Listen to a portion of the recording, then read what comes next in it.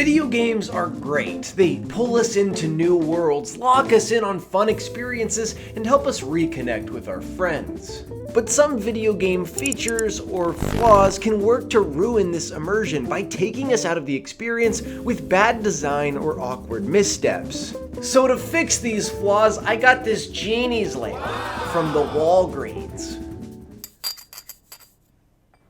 Oh, hey man, what's up? It's me, the genie. Hey Genie, can you fix these 3 video game flaws? No. Well, I guess that's okay then. There are plenty of video games that solve these issues. So today on Blurbs, let's look at my 3 least favorite video game features and the games that fix them. The first flaw is Insta-fail Stealth.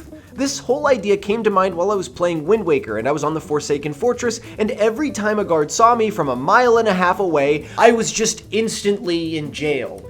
And little guys like me don't make it long in jail. This just isn't fun. It's a frustrating mechanic, and yeah, I know, I need to get good. But Wind Waker is an old game, and we can forgive a flaw like that because it's surrounded by so many brilliant mechanics. But Spider-Man? It's kind of ridiculous that this design has stuck around, from the Mary Jane sections in Spider-Man 2016 to the early museum clicker sections in The Last of Us, a game supposedly built around stealth. It's lazy and unimmersive design.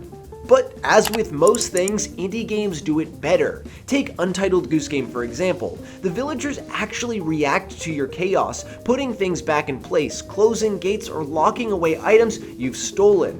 When you get caught, the mission doesn't just end, it adapts. The world responds to you, and somehow this small, silly game about being a goose feels more alive than The Last of Us. This is a reactive version of what's often called a soft fail state, where alarms go off, enemies get alert, and the world adjusts instead of just freezing in failure. You see this in plenty of open world games, from Dishonored to Breath of the Wild. It keeps you immersed while still punishing sloppy stealth.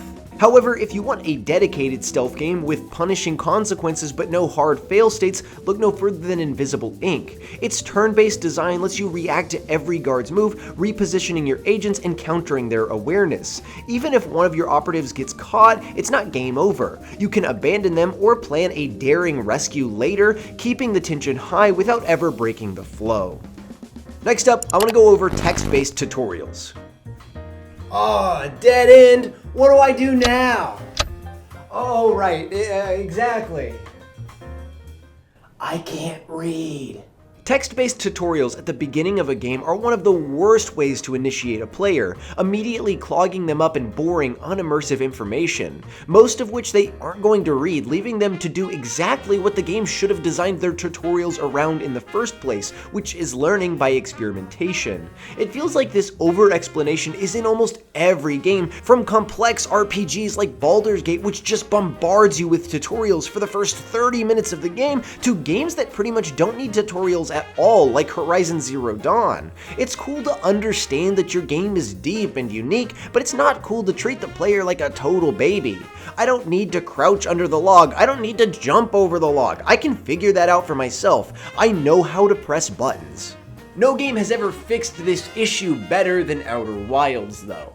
There are no pop-ups, no text boxes, no silly instructional lists. The game wants you to learn by doing, to experiment with each space on Timberhearth so that you can take your ship out into the solar system and learn more. If you don't feel comfortable, there's a tutorial for everything. A kid with a signal scope, a practice tiny model ship, and places to explore. When you get comfortable, you can go out on your own pace, meaning that if it's your second run through the game, you can just hop straight into space without all the silly tutorializing. It makes the game so much more enjoyable at the start, and it makes you feel super smart and satisfied when you figure out the mechanics. In general though, indie games are just flat out better at this. Celeste's early areas teach you how to platform, Silksong's first area is a gentle workup to the later difficulty, and The Witness makes you feel like an absolute genius before eventually making you feel like an absolute idiot. Having tutorials that seamlessly walk you through mechanics instead of dragging your eyes through bottomless fields of text can make the early part of a game so much more fun and helps an indie truly earn its player retention. Oh man, I would sure hate to fall to my death. Luckily I have this umbrella. Fall damage is one of those hilarious things done to keep a game realistic. Survive 2 shots to the head, a giant dragon breathing fire into your face for 5 minutes, a bomb, but heaven forbid you fall 5 feet. Not only does it make zero sense, but it's also aggravating as hell. All the things you do to survive in these worlds, to fight through hordes of enemies, to kill giant bosses, and a fall is what makes you lose all of your progression? We all have our own examples though. Mine are Dark Souls and Fortnite. It makes absolutely no sense for these games to hurt me the way they do, especially for Fortnite in Zero Build. It seems utterly purposeless, and in Dark Souls, it seems extremely excessive. But to fix this is no simple feat of redesign. Oh wait, no, it is. You just remove it.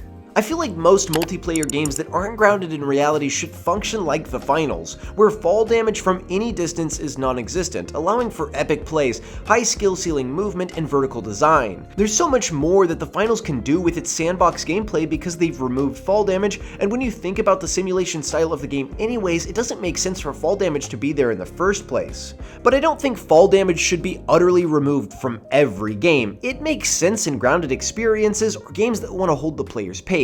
I just think it's a balance, and far too many games add it for the sake of adding it. But I'm only hard on these flaws because they're only in AAA games, and I really like indie games.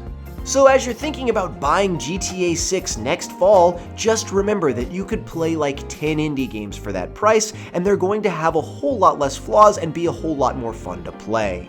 Okay, so that was the video. Next time I'll have a whole different video with a whole bunch of other things to talk about because that's how this channel works. Okay, goodbye!